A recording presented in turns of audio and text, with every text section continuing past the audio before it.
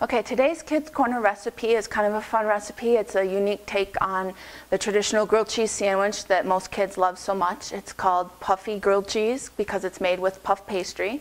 And I came up with it because I know how it is. It can be very easy to get into a rut with kids because they have a more limited palette of things that they like, and they're very picky usually about certain things. So it's easy to keep making the same few things over and over.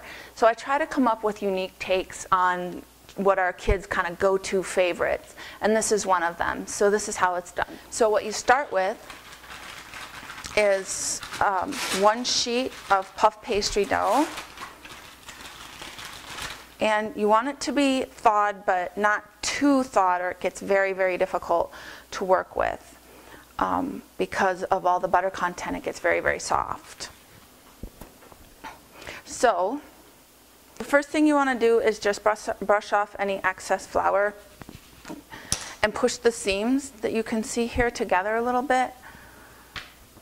And then you take a knife and you will cut them into approximately 4 even squares. I am not going to pretend that mine are ever perfectly even because I know that they're not, but this is what I've got. Your next step is to slice. You'll put about 3 fairly good sized slices of cheese in the center of each one.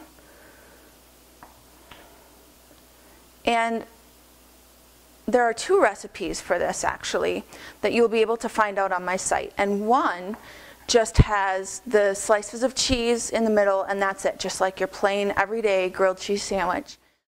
And the other one actually has ground turkey with some browned onion in it, and then you put that mixture together in the center of the squares, and when you put them together you end up with like a Hot Pocket rather than just a grilled cheese. So here we go with the construction.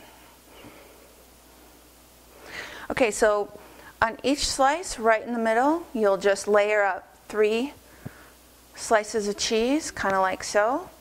Then you'll dabble your fingers into some water to seal the edges. Now, you can use egg wash if you want, but I actually have found that using the water works actually just as well, if not even a little bit better, to seal the edges. Okay, and then what you do is you pick up 1 piece, fold it over, pat down the edges, like so, and then you do the exact same thing on the other one. Seal the edges with the water. It's probably 1/4 to 1/2 inch in, probably not 1/2 inch, about 1/4 inch in, and then seal the edges.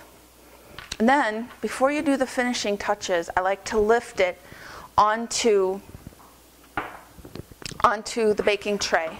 So you will lift it up. Oops, didn't get that quite cut. There we go.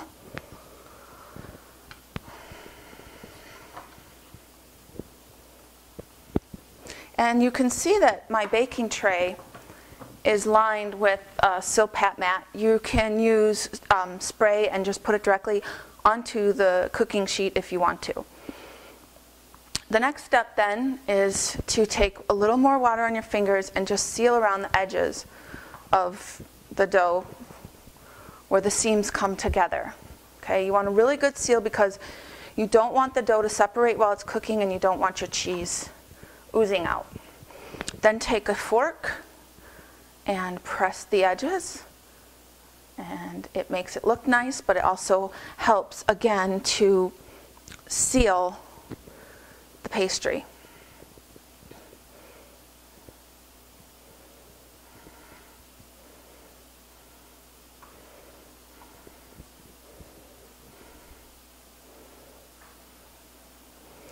Then, as a final touch, or finishing touch rather, just take your knife.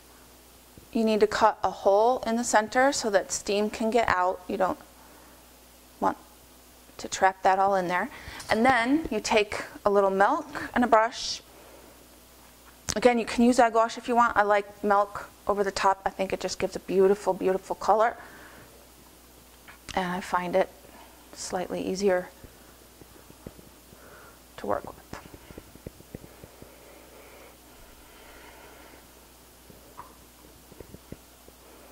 And either egg or milk will, egg wash or milk will give it the beautiful brown color and help your Parmesan cheese, which I'm about to get to here, to stick to the top. You can use whatever cheese you want.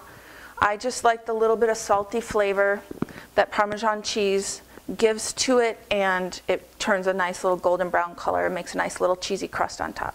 So you just grate right over the top, a little snowing of Parmesan cheese.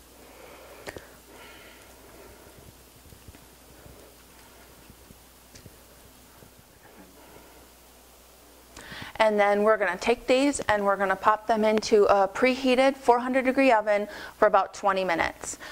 Do check them at that point because you do want the top to be nice and golden brown, so sometimes they need a few more minutes.